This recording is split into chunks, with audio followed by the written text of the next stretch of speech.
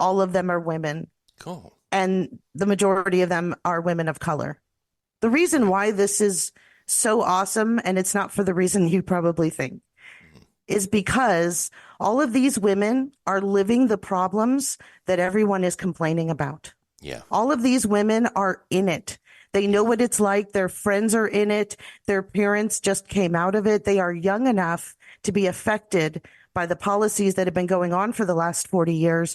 And they're also young enough to know that things have to change. Mhm. So, St. Paul, Minnesota, golf clap to you and to the rest Yes. of the country and anyone listening. Hey, this is what we need to do. I'm not saying all women everywhere, but a lot more women, please. But Absolutely. we need to put people in power who are at the age where they are priced out of purchasing a home, Yeah. working for a company and having to strike just to get basic living wages. Mhm. We need to get people out of government and even in our city councils who are in retirement or heading toward, Yeah. who have investments and substantial amounts of money that they don't have to touch in order Yeah. to live every single day. We That's need a good people who point. are in the trenches, like in this St. Paul, Minnesota, Yeah. to actually affect change. This is the change that we are seeking. That's great. No, that's absolutely. And I will tell you, I know that my daughter has a friend that she knows online who's part of a Discord group she is involved in, and she keeps encouraging, "Hey, come to Minneapolis. This is where I live. We can hang out and maybe that wouldn't be such a bad idea. I mean, she can move to St. Paul, be a part of a community there that actually is answerable to people's needs.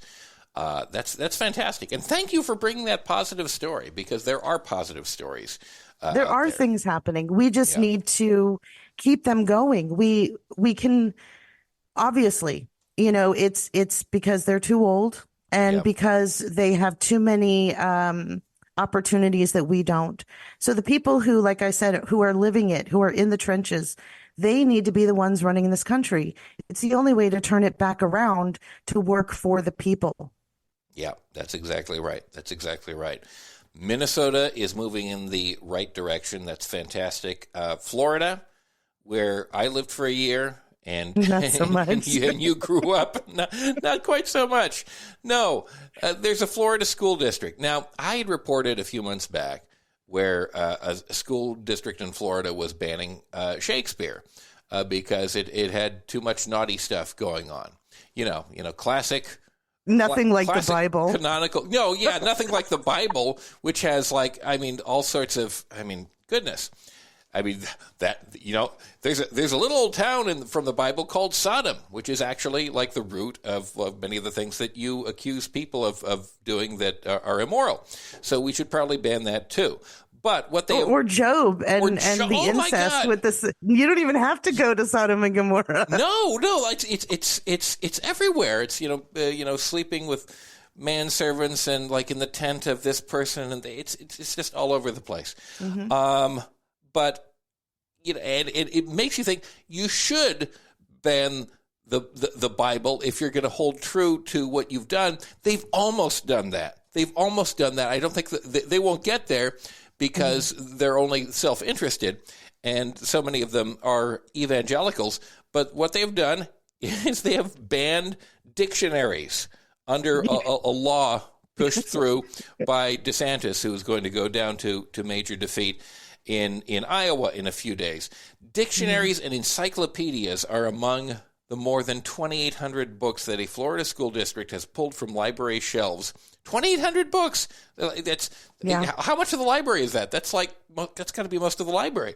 In an effort to comply with a Florida law that Governor Ron DeSantis signed last year, Judd Legum, who does excellent work, I've heard of his stuff for many years, the author of Popular Information Newsletter, reported Wednesday that the Escambia County School District said the books have been banned pending further investigation, may violate HB 1069.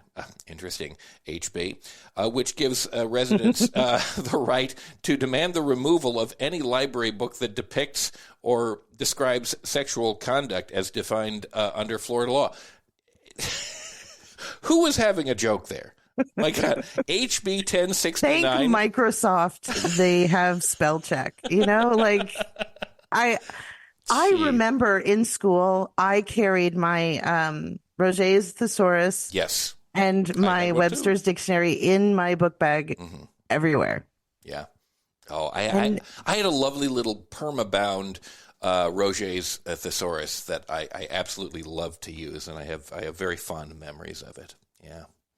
oh, mine was a beat up green paperback. Yeah, yeah, it It was was well probably the same used. edition, but I got like a permabound edition that I bought from some like neighboring school sale, and I kept that Wow. for the longest time. I love those permabound things because they could survive a nuclear war.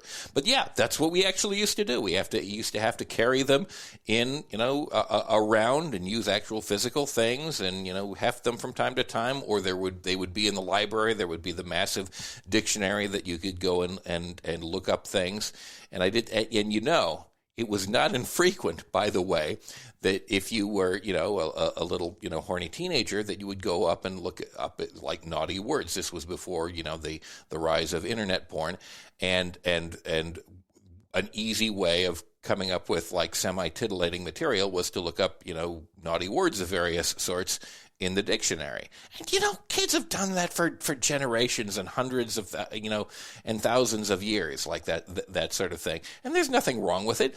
And you know what? It teaches you how to use a dictionary so that you can look up and see what words mean. That's okay. That's all right. That's what kids are supposed to do. But they don't want them doing them in the state of Florida. So See, yeah. here's the problem that this is going to create. And I saw this in December of last year. Uh, just bringing this up just jogs my memory Yeah. because what's happening with job requirements is companies are starting to remove college education in its various stages, doctorate, Mm, bachelor's, master's, from their requirements for jobs. mm. So not only is this really upsetting because, I up until recently was telling my kids they needed to go to college to get a good job. Yeah. I now tell them they need to get a skill, preferably in computers. That's right. Go And to a yeah, it's got to 2 year. do with the cost of college too, because that's Yeah. a factor there too. But now companies are removing this.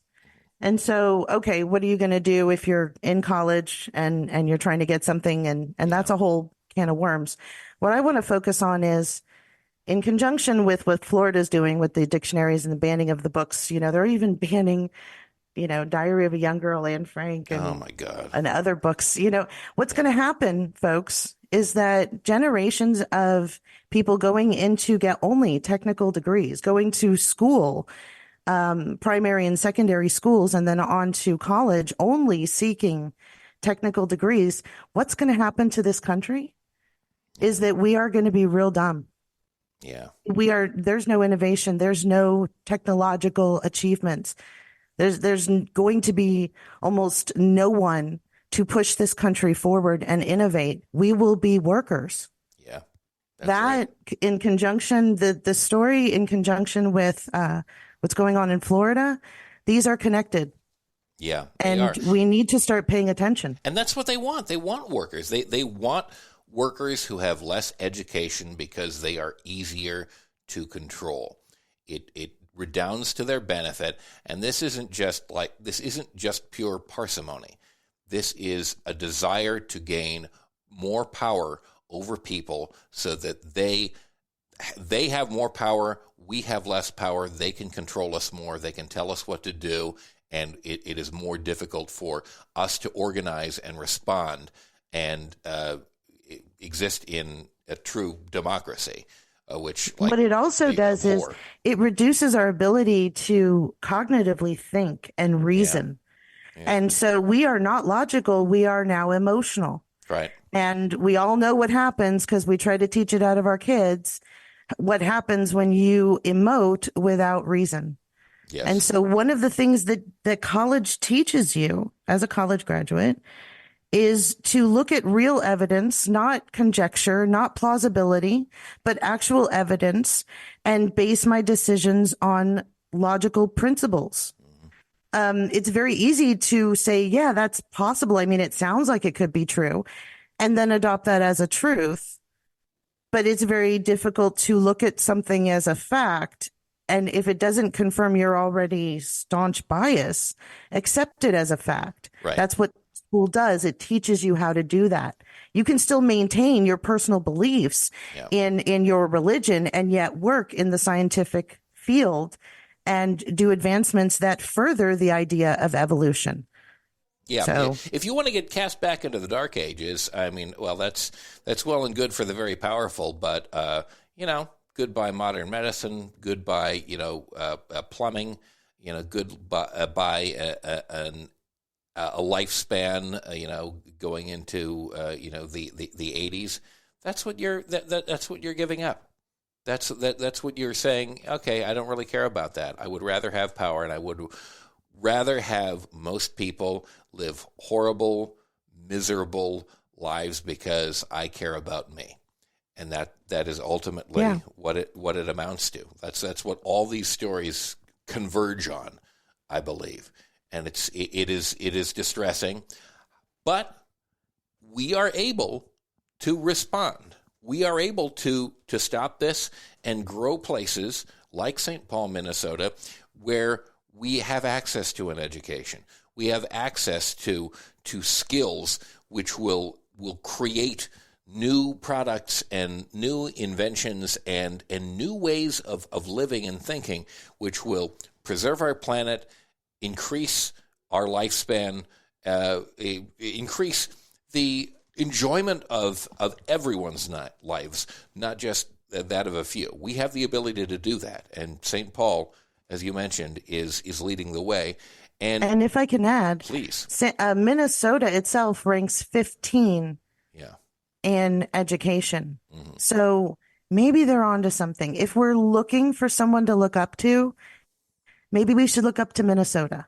Yes, and I'm thinking right now of my producer, Ace, who comes from Minnesota and is going to be editing this program.